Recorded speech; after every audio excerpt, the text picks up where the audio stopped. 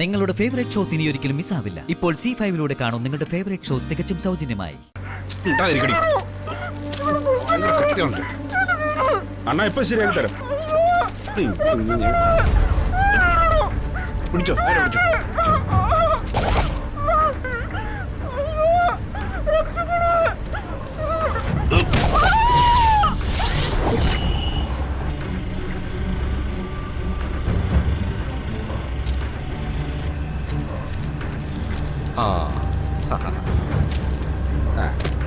ഇപ്പൊ ഒക്കെ ആയില്ലേ?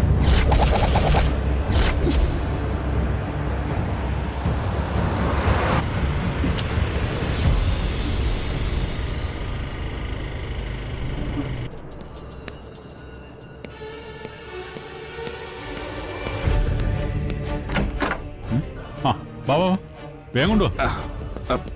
നോക്കി നോക്കി വെയിറ്റ്. വാ വാ കൊണ്ടുവാ. അവിടെ ഓക്കെ കെട്ടഴിക്കുക. ഞാൻ അവളെ ഒന്ന് കാണട്ടെ. അങ്ങനെ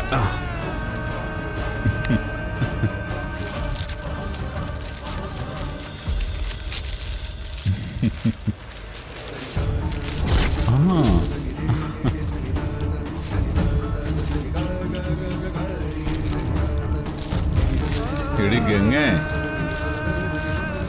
നീ കാരണം ഞാൻ എന്തൊക്കെ അനുഭവിക്കേണ്ടി വന്നെന്നറിയോ? അവസാനം നീ എന്റെ കൈ തന്നെ വന്നത് കണ്ടോ? ഞങ്ങൾ ഇവളെ കണ്ടുപിടിക്കാനേ ഒരുപാട് പാടുപെട്ടു. ഇവളൊരു ഭാഗത്ത് ഒളിച്ചിരിക്കുമായിരുന്നു. അവസാനേ ഞാനാ കണ്ടുപിടിച്ചത്. അതിന്റെ ക്രെഡിറ്റ് എനിക്ക്. നിനക്ക് എന്റെ വകയെ ഒരു ഫുള്ള് ഞാൻ എടുത്തു തരും. Thank you. എന്റെ ശ്രീമഹേശ്വര, ശ്രേയച്ചയ്ക്ക് ആപത്തൊന്നും വരുത്തരുതേ. എത്രയും പെട്ടെന്ന് കണ്ടെത്താൻ സഹായിക്കണേ.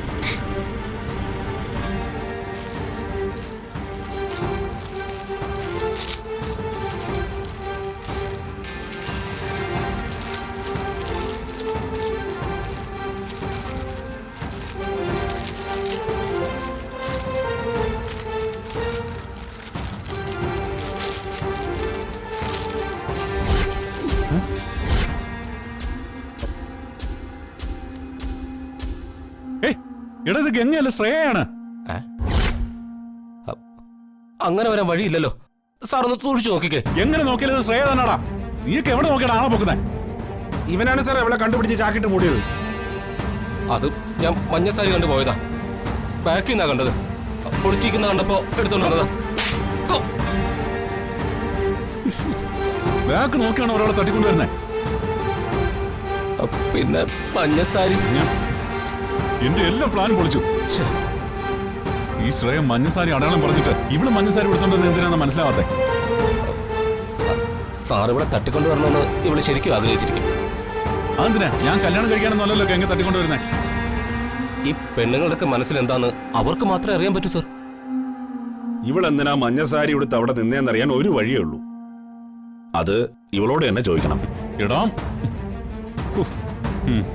ഇനി ആരും ഒന്നും ചോദിക്കാനും പറയാനും നിൽക്കണ്ട.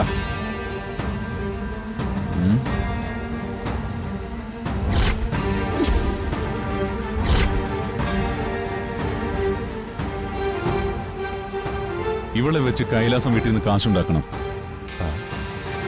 ഞാനിപ്പോ തന്നെ അങ്ങോട്ട് പോവാം. ഞാൻ കൈലാസത്തിലെത്തിയിട്ട് നിങ്ങളെ അറിയിക്കാം.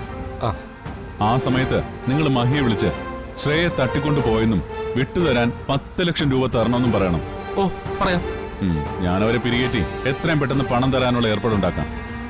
കാശ് കിട്ടിക്കഴിഞ്ഞ് ഇവിടെ വിട്ടയച്ചാ മതി. Okay sir. ഓക്കെ. അപ്പോ എല്ലാം പറഞ്ഞതുപോലെ ഇതെങ്കിലും കുളമാക്കരുത്. ശരി സാർ. ശരി സാർ. അവന്റെ നമ്പർ ഞാൻ സെൻഡ് ചെയ്തേക്കാം. ആറ്.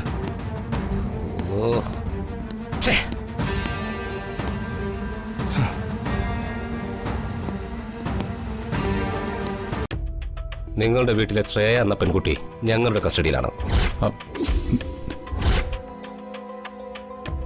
അവളെ വിട്ട് കിട്ടണമെങ്കിൽ 10 ലക്ഷം രൂപയുമായിട്ട് ഞങ്ങൾ പറയുന്ന സ്ഥലത്ത് ഞങ്ങൾ പറയുന്ന സമയത്ത് വരണം.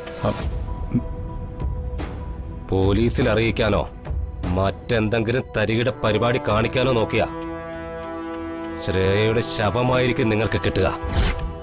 നിങ്ങളിന്ന് ആരാണ് വിളിക്കുന്നത്? ഞാൻ ആരായാലും നിങ്ങൾക്കതറിയേണ്ട ആവശ്യമില്ല. പറഞ്ഞ സമയത്ത് പറഞ്ഞ സ്ഥലത്ത് പണവുമായി വരിക. ശരി, എങ്കിലാ സമയവും സ്ഥലവും പറയൂ.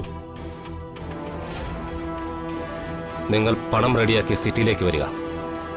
അപ്പോ വരേണ്ട സ്ഥലവും സമയവും ഞാൻ അറിയിക്കാം. ശരി.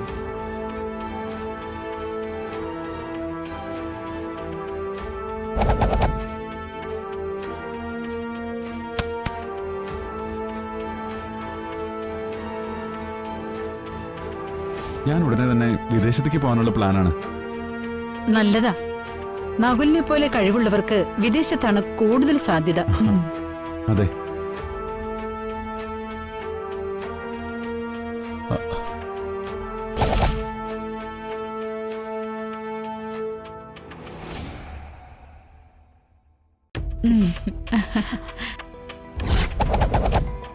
ആ, മഹി ഇവിടെ ഉണ്ടായിരുന്നോ?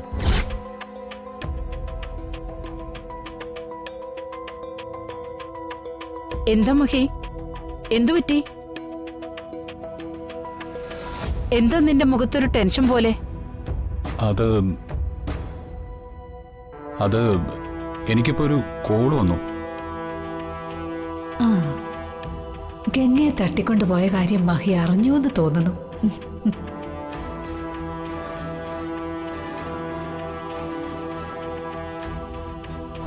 ഒന്നും അറിയാത്ത പോലെ നകുല അഭിനയിച്ച് തകർക്കുന്നുണ്ടല്ലോ.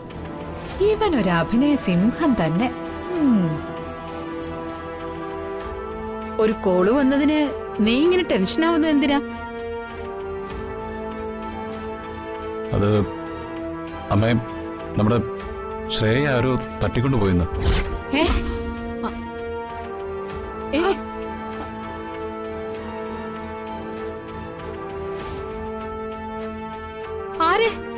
ആരെ തട്ടിക്കൊണ്ടുപോയെന്നാ നീ പറഞ്ഞേ?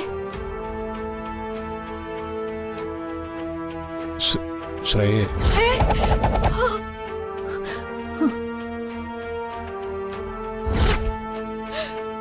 അയ്യോ, എന്റെ മോള് എന്തിനാ തട്ടിക്കൊണ്ടുപോയേ? ഏത് മഹാഭാവി അവളെ തട്ടിക്കൊണ്ടുപോയത്? എന്റെ ദൈവമേ! അയ്യോ ഈശ്വര! ഹൈമാവതി, ബഹളം വെക്കാതെ. എന്താ സംഭവം എന്ന് മഹി പറയട്ടെ. മഹിയും ജാനകിയമ്മ നിൽക്കുന്നത് കൊണ്ട് നകുലിന്റെ കുത്തിനെ പിടിച്ച് ചോദിക്കാനും പറ്റുന്നില്ലല്ലോ. ശ്രേയെ തട്ടിക്കൊണ്ടുപോയവര് എന്നെ വിളിച്ച് 10 ലക്ഷം രൂപ ചോദിച്ചു. അയ്യോ! അവര് പറയുന്ന സ്ഥലത്ത് പറയുന്ന സമയത്ത് പണം എത്തിച്ചില്ലെങ്കിൽ ശ്രേയെ കൊന്നുകളയുന്ന പറഞ്ഞത്.